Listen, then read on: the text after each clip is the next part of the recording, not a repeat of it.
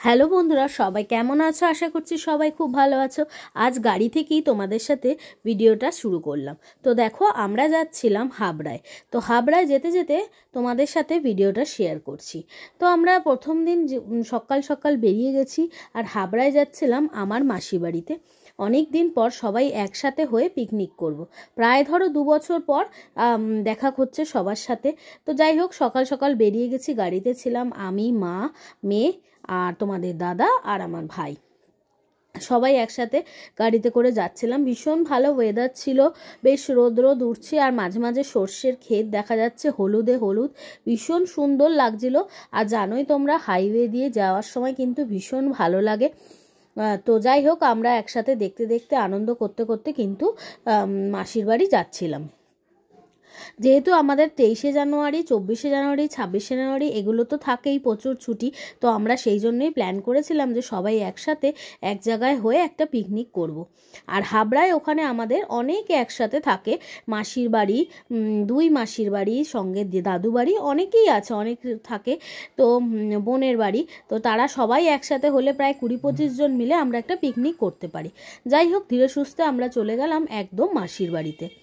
মাসির বাড়িতে গিয়ে পৌঁছালাম প্রায় বাজে তখন 1টা-1:30। তাই সবারই পেটে টান পড়ে গেছে। একটু গল্প সল্প করতে করতেই সবাই কিন্তু বসে গেলাম খেতে। কারণ খাওয়া দাওয়া করে আমাদের ইচ্ছে ছিল, আগে থেকেই প্ল্যানিং ছিল আমরা লেবু বাগানে যাব। কমলা লেবুর বাগান আমি ছাড়া বোধহয় সবাই জেনে গেছে, অশোকনগরে ভীষণ ফেমাস। আমি শুধুমাত্র জানি না, পরে শুনলাম। যাই হোক, সেই জন্য দেখার ইচ্ছাটা প্রবল পরিমাণে ছিল। এবার আমরা সবাই মিলে একসাথে ওই অটো টেকারগুলোতে চেপে বসলাম। চেপে বসে আর সঙ্গে কিছু লোক ছিল ভাইয়ের গাড়িতে যারা পেছনে আসছিল। তো দেশ ভেতরের একদম গ্রামে দেখতে দেখতে চলে যাচ্ছি ভেতরের দিকে। কারণ হাবড়ায় যেখানে আমার মাসির বাড়ি তার থেকে প্রায় 20-25 মিনিট লাগে ওই কমলা লেবুর বাগানটা। তো আমি আর তোমাদের দাদা বসছিলাম ওই টেকারের পেছন দিকটা, তারপরে মা মাসিরা আর সামনে বোন দিদি বসছে। তো যাই হোক, একসাথে আনন্দ করতে করতে গ্রামের দিকে চললাম। জানো তো, বেশ কিছুটা যাওয়ার পর দেখছি একটা বাড়িতে শুধু কমলা লেবুর গাছ, মানে তার চাষ না, কিন্তু একটা গাছে কমলা লেবু পুরো ভরে রয়েছে। জাস্ট আমরা যেতে যেতেই দেখলাম। ভিডিওটা যেহেতু এত তাড়াতাড়ি গাড়িটা চলে গেছে আমি তুলতে পারিনি, তবে আমি নিজে চোখে দেখলাম, এতটাই সুন্দর যে তোমাদেরকে কি বলবো।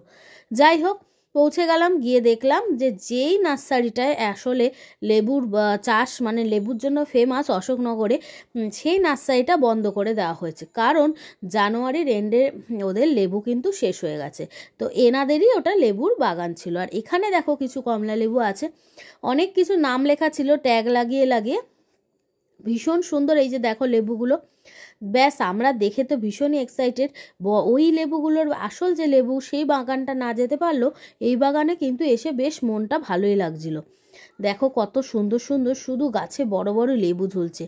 আর ওই বাগানটা নাকি পুরোটাই এখন বন্ধ করে দেওয়া হয়েছে, কারণ ওই বাগানে এখন পরিচর্যা হবে পরবর্তী সিজনে আবার লেবুর জন্য। আর মানুষ গেলেই, আমরা গেলেই ফটো তুলবো, গাছ ধরবো, তাতে হয়তো কিছু ফুল ঝরে যেতে পারে, নষ্ট হতে পারে, সেই জন্য পুরোপুরি বন্ধ করে দিয়েছে দাদারা বললেন। আর এখানে শীতকাল মানেই বুঝতে পারছো, কোনো গার্ডেন বা নার্সারিগুলোতে গেলে সেখানে কিন্তু শুধুমাত্রই ফুল আর ফুল, বিভিন্ন ধরনের ফুল। আর আমাদের ছাড়া আমরা দেখলাম অনেকেই এসছে। আসলে অনেকেই ভাবছে ওই কমলা লেবুর বাগানটায় যাবে, কিন্তু সেখানে গিয়ে তো আলটিমেটলি বন্ধ, তাই সবাই এই বাগানটাই ঘুরছে। এই বাগানটাও কিন্তু বেশ বড় এবং ভীষণ পরিমাণ পরিচর্যা হচ্ছে। তো দেখো এখানে কত সুন্দর বড় বড় গাঁদা, ভীষণ সুন্দর কিন্তু গাঁদা ফুলগুলো। কি আরও বড় বড় গাঁদা দেখছিলাম, কি ধরনের গাঁদার নাম সেগুলো আমি সঠিক জানি না, কারণ এক এক জায়গায় একরকম নাম। তো এই যে গার্ডেনের যে দাদা, যার নার্সারি, সে কিন্তু আমাদের সাথে কথা বলছিল। তো যাই হোক, আমি একটু ভিডিও স্পিডটা বাড়িয়ে দিলাম তোমাদের সাথে সমস্ত কিছু শেয়ার করব বলে। কালারটা শুধু দেখো বন্ধুরা, ফুলের অসাধারণ। তারপরে এই রাস্তা দিয়ে আমরা চলে গেলাম, যে যদি একটু দেখা যায় আমাদের কমলা লেবুর বাগান, কিন্তু দেখলাম গিয়ে একদমই বন্ধ। আর এখানে দেখো কলা গাছের বাগান, কিন্তু সেগুলো সব কেটে ফেলা হচ্ছে, কারণ কলার মনে হয় ফল দেওয়া হয়ে গেছে।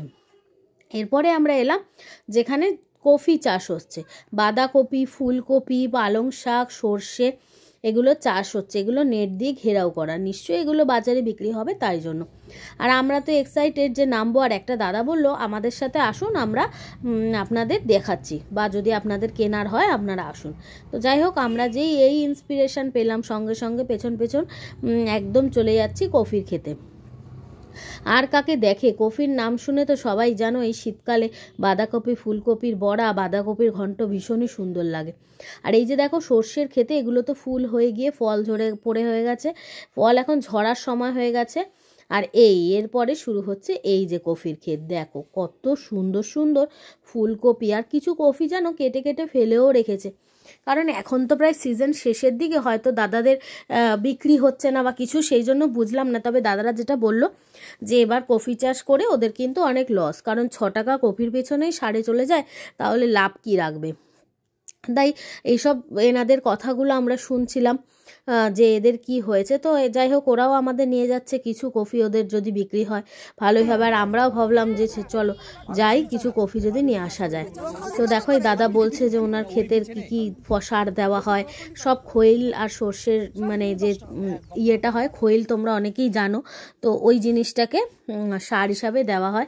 আর এই যে দেখো বাঁধাকপিগুলো মনে হচ্ছে ফুটে ফুটে রয়েছে, এত সুন্দর, পুরো ক্ষেত জুড়ে বাঁধাকপি।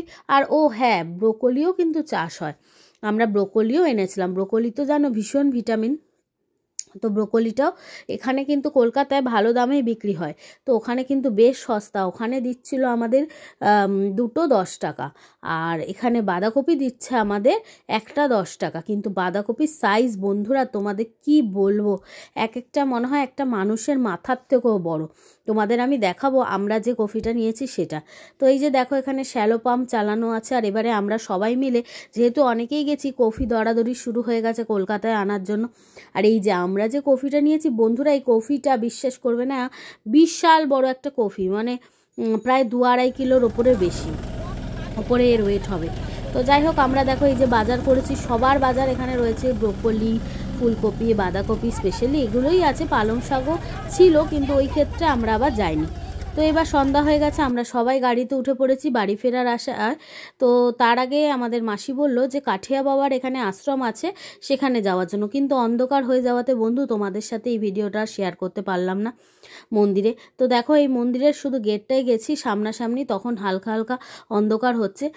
তো এখানে গাড়ি পার্কিংয়ের জন্য টাকা নেওয়া হচ্ছিল। তো এইটুকুনি তোমাদের সাথে শেয়ার করলাম, ভেতরের দিকে আর করা হয়নি, কারণ পুরোই অন্ধকার হয়ে গেছিলো। যেহেতু আমরা প্রায় 10-12 জনের উপরে ছিলাম, তো সেই জন্য সেখানে ঢুকতে ঢুকতে কিন্তু পুরোই অন্ধকার হয়ে গেছে। ভীষণ ভালো লাগলো, আর আমরাও কিন্তু প্রচুর পরিমাণে টায়ার্ড ছিলাম, যেহেতু সকালবেলা মাসিবাড়ি গেছি, আর তারপরে খাওয়া দাওয়া করে রেস্ট না নিয়ে বেরিয়ে গেছি, তাই সবাই কিন্তু ক্লান্তই প্রায়। যাই হোক, খুব ভালো ঘুরলাম আশ্রম। আর কাঠিয়া বাবার আশ্রমটা বেসিক্যালি হচ্ছে, ভেতরে গিয়ে দেখলাম রাধা গোবিন্দর মন্দির, ভীষণ সুন্দর, ভীষণ পরিচর্যা হয়, আর একদম ছিমছাম পরিষ্কার পরিচ্ছন্ন পরিবেশ, ভীষণ ভালো লাগলো। তবে যদি এটা সকালে মানে আরও সকাল সকাল থাকতে আসতাম, তাহলে কিন্তু আরও সুন্দর ঘুরতে পারতাম। যাই হোক, ঘুরে ঠুরে পৌঁছে গেছি এই মাসির ডাইনিংয়ে, দেখো সব কিছু আজকের বাজার যা যা করেছি সব পড়ে আছে। আর এবার আমরা সবাই বসে গেছি, সবাই চা খাবো, সবাই রেস্ট নিচ্ছি, আনন্দ করছি, একসাথে সবার দেখা হলে যা হয়। বন্ধুরা, প্রথম দিনটা তো এত সুন্দর করে কাটলো, সবটাই তোমাদের সাথে শেয়ার করলাম। বাকি যা যা ভিডিও পরের দিনের, আমাদের পিকনিক আছে, আমরা এক জায়গায় যাব পিকনিক করতে, সমস্ত ডিটেলস কিন্তু তোমাদের সাথে শেয়ার করব। তাই কি ফলো রেখো তোমরা, আর আমার পেজটাকে লাইক করো, এবং আমার ইউটিউব চ্যানেলটাকে সাবস্ক্রাইব করো। তো চলো টাটা, আজকের মতন এখানেই, নেক্সট ভিডিওর জন্য অবশ্যই অপেক্ষা করো।